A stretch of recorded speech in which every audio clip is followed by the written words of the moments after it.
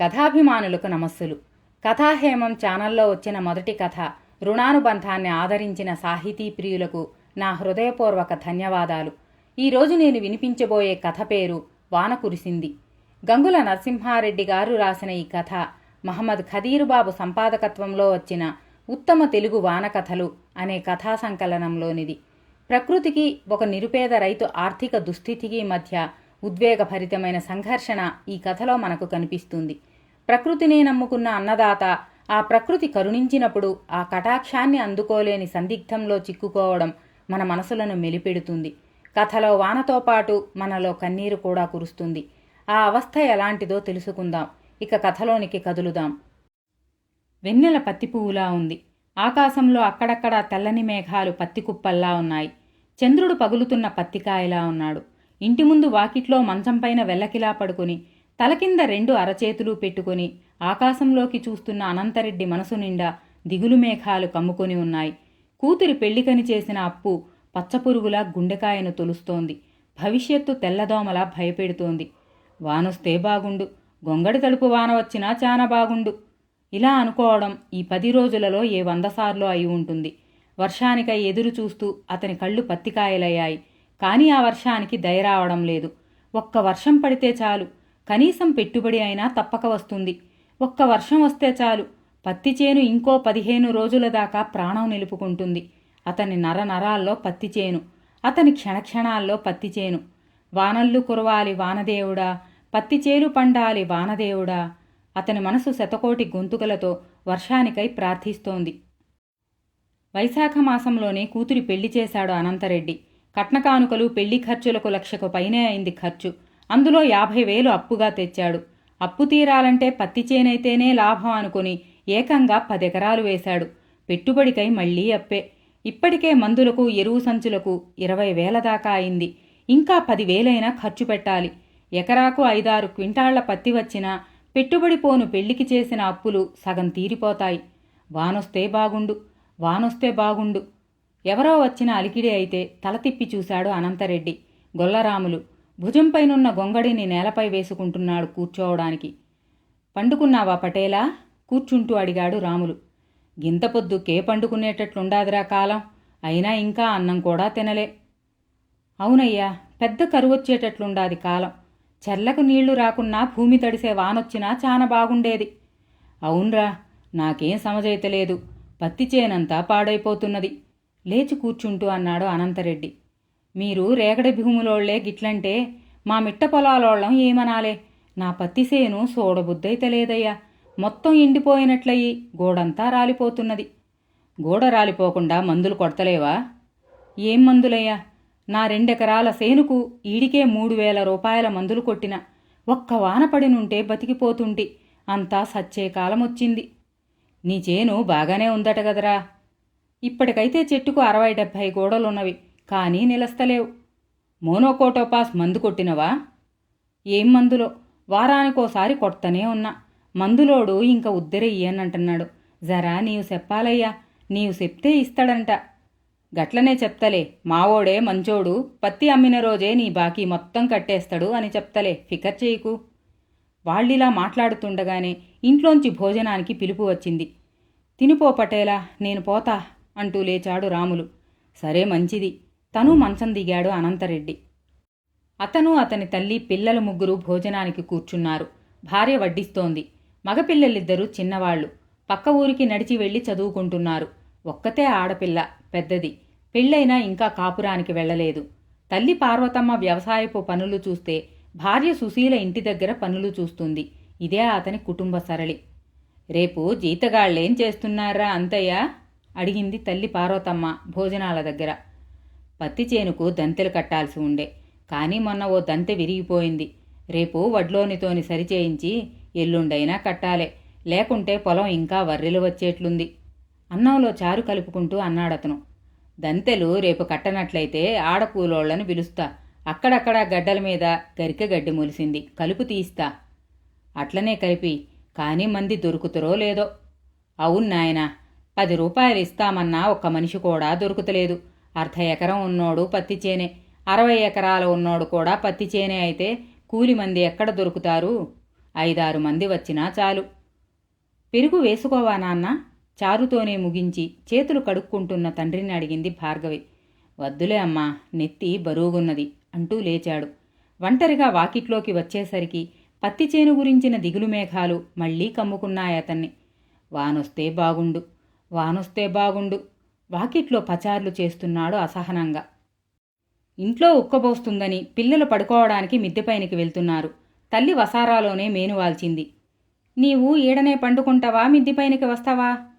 ఇంటికి తాళం వేసుకుని వాకిట్లోకి వస్తూ అడిగింది సుశీల భర్తను. ఇంటి ముందల అమ్మ ఒక్కటే అయితది, నేనీ వాకిట్లోనే పండుకుంటలే. చెంబులో మంచినీళ్లు బయటకు తెచ్చినవా? తెచ్చిన, అరుగుమీద పెట్టిన. కూర్చో అన్నాడు అనంతరెడ్డి తను మంచంపైన కూర్చుంటూ. కింద కూసుంటలే.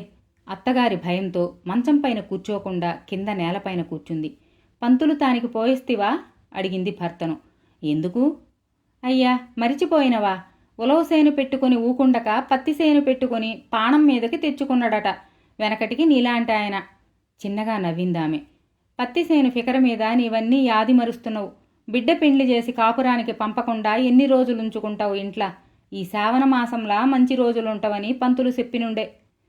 అవును గదా, నిజంగానే యాది మర్చిన. రేపు పొద్దుగాలనే పోయొస్తా, జర ధ్యాసకు చేయి. వైశాఖ మాసంలోనే భార్గవి పెళ్లి చేశాడు. తరువాతి శుభకార్యం కూడా జరిపిద్దామని ముహూర్తం నిర్ణయిస్తే ఆ రోజు భార్గవికి ఇంట్లోకి రాని రోజయింది. జ్యేష్ఠమాసంలో అల్లుడి తల్లిదండ్రులు వద్దన్నారు.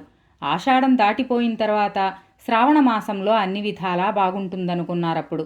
అందుకే పెళ్ళైన భార్గవి ఇంకా కాపురానికి వెళ్లకుండా పుట్టింట్లోనే ఉంది. వారం రోజులు ముందుగా నిర్ణయించుకుంటే మంచిది. రమ్మని అల్లునికి ఉత్తరం కూడా రాయాలిగా. అవునవును, రేపు పొద్దుగాలనే పంతులు తానికి పోయొచ్చి అల్లునికి ఉత్తరం రాస్తారే. సరే, నేను పండుకుంట మరి అని లేచిందామె. వెన్నెల పత్తి పువ్వులా ఉంది. మేఘాలు పత్తి కుప్పల్లా ఉన్నాయి. అనంతరెడ్డి గుండెకాయను పచ్చపురుగు తులుస్తుంది. వానల్లో కురవాలి వానదేవుడా, పత్తి చేలు పండాలి వానదేవుడా. భారంగా కళ్ళు మూసుకున్నాడతను. మిద్దెపైన పడుకున్న భార్గవికి నిద్ర పట్టడం లేదు. కింద తల్లిదండ్రులు మాట్లాడుకున్న సంభాషణ లీలగా వినపడిందామెకు. తల్లి పైకి రావడమో గురకపెట్టి నిద్రపోవడమో తెలుస్తూనే ఉంది. పిండార పోసినట్లుగా ఉంది వెన్నెల. దూది పింజల్లా తేలిపోతున్నాయి మేఘాలు. ముద్దబంతి పువ్వులా ఉన్నాడు చంద్రుడు. ఆకాశంలోకి చూస్తూ పడుకున్న భార్గవికి మనసు ఆహ్లాదంగా ఉంది. మెల్లగా వీస్తున్న చిరుగాలి ఉద్వేగపూరితంగా ఉంది. తలలో పెట్టుకున్న మల్లెపూల పరిమళం ఉత్తేజంగానూ ఉంది. రేపు పొద్దుగాలనే పంతుల్తానికి పోయొచ్చి అల్లునికి ఉత్తరం రాస్తారే అన్న తండ్రి మాటలు పదే పదే చెవుల్లో గింగురుమంటున్నాయి. వస్తాడు నారాజు అని పాడుకుంటుంది మనసు. మహా అయితే ఇంకో వారం రోజులు ఆగాలేమో. ఈ 3 నెలల నుండి విరహంతో రాజశేఖర్ రాసిన ఉత్తరాలన్నీ మనసు తెర మీద ప్రత్యక్షమై అప్రయత్నంగానే పెదవులపై చిరునవ్వు నాట్యం చేస్తోంది. మరికొంతసేపటికి వెన్నెల వేడెక్కుతున్నట్లు అనిపించేసరికి తొర్రుపడి మనసును స్థిమితపరుచుకున్నది. ఆమెకప్పుడే వీపు కింద ఎగుడు దిగుడుగా మట్టిపెడ్డలు గుచ్చుకున్నట్లయి తన తండ్రి ఇంటి పరిస్థితిలోనికి వచ్చింది. మట్టి మిద్దెపైన పరిచిన చౌడుమన్ను వర్షం లేక కరగక మట్టిపెడ్డలుగానే ఉన్నది. చాపపైన జంపుఖానా వేసుకున్న వీపు కింద ఎగుడు దిగుడుగానే ఉంది. ఆమెకు అప్పుడు తన పెళ్లికై తండ్రి చేసిన అప్పు గుర్తుకొచ్చింది. అది తీర్చడానికై ఆశతో ఎక్కువగా వేసిన పత్తి చేను గుర్తుకొచ్చింది. ఆ పత్తి చేను పండాలంటే పడవలసిన వర్షం గుర్తుకొచ్చింది. వాన రావాలి దేవుడా, వాన రావాలి అనుకుంటూ బలవంతంగా కళ్ళు మూసుకుని నిద్రలోకి జారుకుంది భార్గవి. రేపటి శుక్రవారం కాకుండా మళ్ళొచ్చే శుక్రవారం రోజు చాలా మంచి రోజంట పంతులు చెప్పిండు అన్నాడు అనంతరెడ్డి భార్యతో మర్నాడు ఉదయం. గట్లయితే అల్లునికి ఇప్పుడే ఉత్తరం రాయి. శుక్రవారం పొద్దుగాలనే రమ్మని, 10 గంటలకు పాలెంకాడికి బండి తోలిస్తామని కూడా రాయి అంది సుశీల. తల్లిదండ్రుల సంభాషణ వినబడతనే ఉంది భార్గవికి. మనసులోనే మధ్యలో ఉన్న రోజుల్ని లెక్క పెట్టుకుంది. ఈరోజు బుధవారం. బుధవారం పోతే గురువారం నుండి గురువారానికి 8 రోజులు. ఇంకో సంగతి కూడా చెప్పిండు. ఈ ముహూర్తానికి ఇద్దరి పేరుబలం మీద కూడా చానా బాగుందట. ఇది తప్పితే ఇంత మంచి ముహూర్తం కొరకు ఇంకా 2 నెలలు ఆగాలనంట. అయ్యో, ఇంత మంచి ముహూర్తాన్ని ఎందుకు తప్పిస్తాం? మనకు అల్లుడొస్తే చాలు. సెలవు దొరకతలేదని ఆయన రాకపోతే చాలా కష్టమైతది. గిట్ల సంగతి తప్పనిసరిగా రావలే అని ఉత్తరం రాయాల మరి. ఆయన రాకుండా ఉంటారా? శుక్రవారం వరకు ఆగలేక గురువారం రాత్రికే వస్తారేమో అని భర్తను తలుచుకుని మనసులోనే చిన్నగా నవ్వుకుంది భార్గవి. వర్షం రావడం మాట అటుంచి ఎండలు తీవ్రంగా రోహిణీ కార్తె ఎండల్లా ఉండటంతో అన్ని పంటల పరిస్థితి మరింతగా దిగజారిపోయింది. రైతులందరూ డీలా పడిపోయారు. అనంతరెడ్డికి భవిష్యత్తు అగమ్య గోచరంగా ఉంది. ఎక్కడలేని నిస్సత్తువ ఆవహించిందతన్ని. ఏ ప్రాజెక్టూ లేని, ఉన్నా నీరందని ఎత్తులో ఉన్న మహబూబ్నగర్ జిల్లాలోని మారుమూల కుగ్రామం అది. వర్షాలు బాగా పడి చెరువులు నిండితే కాని వరి నాట్లు పడవు. రేగడి మిట్ట పొలాల్లో ఒకప్పుడు మిర్చి, ఆముదం, జొన్నలు వేసుకుని ఏదో కాలాన్ని నెట్టుకొచ్చేవారు. 4-5 సంవత్సరాల నుండి పత్తిని ప్రారంభించి వేలకు వేల రూపాయలు కళ్ళజూసేసరికి ఈ సంవత్సరం పిచ్చిగా ప్రతి ఒక్కరూ పత్తి రైతులయ్యారు. గుంటూరు, ప్రకాశం జిల్లాల వారిని భయకంపితులను చేసిన తెల్లదోమ ఇప్పుడు ఈ వైపుకు తన దారిని మరల్చుకుంది. దానికి తోడు వర్షాభావ పరిస్థితి. ఒక్కొక్క రోజు గడుస్తున్న కొద్దీ అనంతరెడ్డి ఒక్కో సంవత్సరం మీద పడ్డట్టుగా కుంగిపోతున్నాడు. పత్తి చేను దగ్గరికి వెళ్తే ఏడుపు వస్తోంది. తమలపాకుల్లా నవనవలాడిన ఆకులు వాడి మడతలు పడి ఉన్నాయి. రోజు రోజుకు చెట్టు కింద రాలిపడిపోతున్న గోడల సంఖ్య పెరిగిపోయి చెట్టు బోసుపోతూ ఉంది. ఇప్పుడైతే పత్తి చేను వైపే వెళ్లడం మానేశాడు. కానీ వర్షం మీద నమ్మకం మాత్రం పోలేదతనికి. ఒక్కో రోజు గడుస్తున్న కొద్దీ ఉత్సాహం రెట్టింపవుతోంది భార్గవికి. గురువారం వెళ్లి గురువారం రానే వచ్చేసింది. ఎందుకో పెళ్లి జరగబోతున్నప్పుడు కూడా ఇంత ఉద్వేగం పొందలేదామెకు. అలా అని శోభనం గురించి కూడా కాదు ఆ ఉద్వేగం.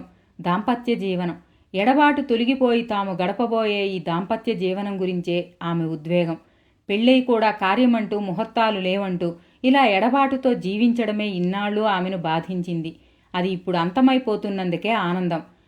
ఏమేం తీసుకురావాలి అడుగుతున్నాడు అనంతరెడ్డి సుశీలను. పూలు, పండ్లు చెబుతోందామె. తండ్రిని చూస్తున్న భార్గవికి ఎందుకో చెప్పలేని బాధ అనిపించింది.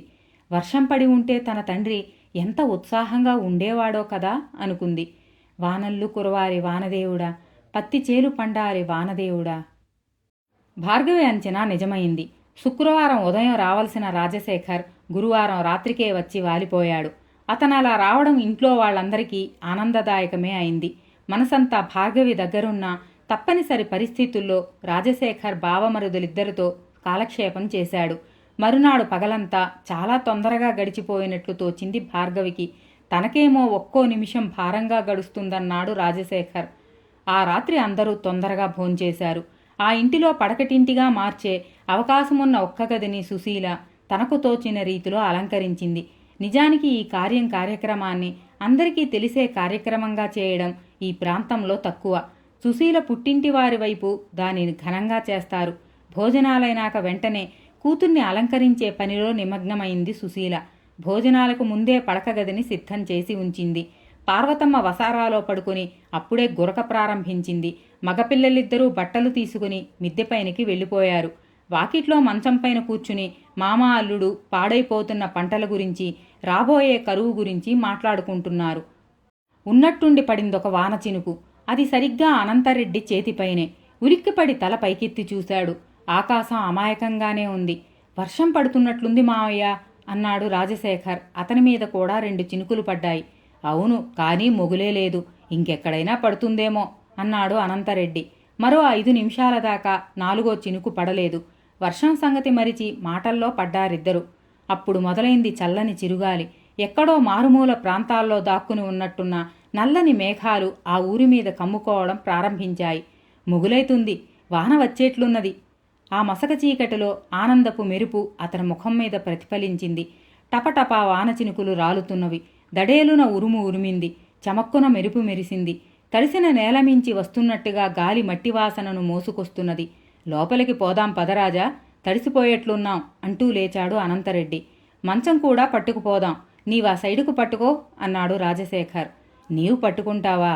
వద్దు వద్దులే, నేనొక్కన్ని తెస్తాను, నీ వెళ్ళు. ఇంకా శోభనం కూడా కాని కొత్త అల్లుడు తనకు సహాయంగా మంచం పట్టుకుంటానంటే కదిలిపోయాడతను. పర్వాలేదులే మావయ్య, తప్పేంటి, పట్టుకో. ఇద్దరూ కలిసి మంచాన్ని వసారాలోకి తెచ్చారు. మిద్దెపైన పడుకున్న పిల్లలిద్దరూ బట్టలు చుట్టుకుని కిందకు పరిగెత్తుకొచ్చారు. ఈరోజు నిజంగానే మంచి రోజే తల్లి, వాన కూడా పడుతున్నది కూతురి పూలజడ సరిచేస్తూ అన్నది సుశీల. నిజమే అమ్మా, ఇన్నాళ్ళు నాన్న మొహం చూస్తుంటే చాన బాధైతుండే. నాన్నకెంత సంతోషమైందో అద్దంలో చూసుకుంటూ నుదుటను బొట్టు దిద్దుకుంటోంది భార్గవి. వర్షం ఉధృతంగా పడుతున్నట్లు బయట నుండి శబ్దం వినబడుతోంది. అమ్మో, ఇంట్లో పొటుకు పడుతున్నట్లుందే. చీర మీద 4-5 చుక్కల వర్షం పడేసరికి దిగ్గున లేచింది భార్గవి. మట్టిమిద్దెల రంధ్రాలు పడి నీళ్లు ఇంట్లో పడడాన్ని పొటుకు అంటారు. ఆ రూంలో చూసొస్తా ఉండమ్మా, మిద్దంతా అట్లనే ఉండది అంటూ లేచి గబగబా కార్యం గదిలోకి వెళ్ళింది. అప్పటికే ఆ గది 3 చోట్ల కురుస్తుంది. సరిగ్గా మంచం పైన కూడా ఒక చోట తడుస్తున్నది. భాస్కరు, జల్దీ ఇక్కడ రా బాబూ, పెద్ద కొడుకును కంగారుగా పిలిచింది. ఏందే అమ్మా? ఇద్దరు పిల్లలు పరిగెత్తుకొచ్చారు లోపలికి. 2-3 గిన్నెలు తీసుకురాపోండి, రూమంతా పొటుకు పడుతున్నది పరుపును చుట్టుతూ అంది. భార్గవి కూడా వచ్చింది. ఎక్కడైతే నీళ్లు కారుతున్నవో అక్కడ కింద గిన్నెలు పెట్టినా మరో 3 చోట్ల కారడం మొదలుపెట్టింది. మంచాన్ని ఎత్తి మార్చడానికి కూడా చోటు లేకపోయిందా గదిలో. అరే, మీ నాయన్ను లోపలికి పిలువుండ్రి. ఆదుర్దా ఎక్కువైపోయిందామెకు. లోపలికి వచ్చిన అనంతరెడ్డి పరిస్థితి చూశాడు. పడుకోవడానికి వీల్లేకుండా ఉంది గది. మిద్ది మీదకు పోయి నేను చూసి తొక్కి వస్తా అంటూ గొంగడి కప్పుకొని బ్యాటరీ తీసుకుని మెట్లెక్కిపోయాడు. వానకు తడిసిన చవుడు మిద్దెపైన జారుతోంది. 5-6 నిమిషాల కంటే ఎక్కువగా ఆ వాన ఉధృతిలో నిలబడలేకపోయాడు. తిరిగి కిందికి వచ్చాడు. ఇప్పుడు ఆ గదే కాకుండా మధ్యహాలు, సామాను గది, వంటగది కూడా కురుస్తున్నాయి. భార్గవి బయటకు వచ్చి రాజశేఖర్కు లోపలి పరిస్థితి చెబుతోంది. వర్షం తగ్గితేగాని ఈరోజు పడుకోవడానికి చోటు లేదు. వర్షం నిమిషానికి పెరిగిపోతున్నది. గాలి కూడా ఎక్కువైంది. దానికి తోడు కరెంటు కూడా పోయింది. ఊరంతా చీకటి తెర కప్పుకుంది. బుడ్డి దీపాలు మిణుకుమిణుకున వెలగడానికి ప్రయత్నిస్తున్నాయి. చీ పాడువాన, ఇన్ని రోజులాగి ఈ రోజునే రావాలా అంటున్నాడు అనంతరెడ్డి లోపల. అయ్యో, ఈరోజు ఆగిపోతే 2 నెలల దాకా మంచి రోజులే లేవంట అంటోంది సుశీల. భార్గవి, రాజశేఖర్లకు వినపడుతున్నాయి లోపలి మాటలు. వాన రావాలి అని ఇన్నాళ్ళు ప్రార్థించిన అనంతరెడ్డికి వానపైన చెడ్డ కోపం వచ్చింది. ఈ పాడువాన ఇప్పుడైనా ఆగిపోతే బాగుండును అంటూ వసారాలోకి వచ్చాడు అల్లుడి దగ్గరికి. తన కొరకు వాన ఆగిపోమ్మంటున్న తండ్రి మాటలకు ఆశ్చర్యంతో పాటు తండ్రికి తన పైని ప్రేమకు కించిత్ గర్వం కూడా కలిగింది. ఆ తండ్రికి కూతురు దాంపత్యం మీద గల ప్రేమకు వానదేవుడు సైతం చెలించిపోయాడన్నట్లుగా, మంత్రం వేసినట్లుగా వర్షం ఆగిపోయింది. ఈ వర్షం సరిపోతుందా నాన్న మన పత్తి చేనుకు అడిగింది తండ్రిని. ఎంత భూమి తడిసిందమ్మా, 2 ఇంచులు కూడా తడిసి ఉండదు. కానీ పోతే పోని ఈ పాడువాన విసుక్కున్నాడు తండ్రి. అట్లా అంటారేంటి మావయ్య, కార్యం ఆగిపోతున్నదని బాధపడుతున్నారా? ఇంత సంతోషం ముందు అది ఎంతమాత్రం బాధ కానే కాదు అన్నాడు రాజశేఖర్. అవును నాన్న, మా కొరకు బాధపడకండి. ఈ వర్షం ఇంకా బాగా పడని మన పత్తి చేను విరగకాయని అంది భార్గవి. 3 నెలల విరహం తర్వాత కార్యం మళ్లీ 2 నెలలకు వాయిదా పడుతున్నా, వర్షానికై నిండు గుండెతో స్వాగతం పలుకుతున్న ఆ పడుచు జంట ఆహ్వానానికి స్పందించినట్లుగా కాబోలు మళ్లీ వర్షం కురవసాగింది. ఈ మారు మరీ ఉధృతంగా. అనంతరెడ్డి కళ్ల నుండి జాలువారిన ఆనందాశ్రువుల్లో మెరుపు కాంతి కిరణం పరావర్తనం చెంది ఆ పడుచు జంట మొహాలపై ఇంద్రధనస్సులా విరిసింది. పత్తిచేలు పండేట్లుగా వానదేవుడు వర్షాన్ని కురిపిస్తూనే ఉన్నాడు తెల్లారిందాకా. కథని విన్నారుగా. తాను పస్తులుండైనా ప్రపంచానికి కడుపు నింపే కర్షకుని వృత్తి దీక్ష గొప్పది. కాని అతని నిత్య కష్టాలు మాత్రం అంతులేనివి. రైతు కుటుంబాలు, వారి బ్రతుకులు పచ్చగా ఉంటేనే ఈ లోకం నిత్య కళ్యాణం పచ్చతోరణంగా వర్ధిల్లగలదు. అలాంటి రైతన్నకు సహకరించమని మనమంతా కలిసి ప్రకృతిని వేడుకుందాం. మరో మంచి కథతో మనం మళ్లీ కలుసుకుందాం. అంతవరకు సెలవు.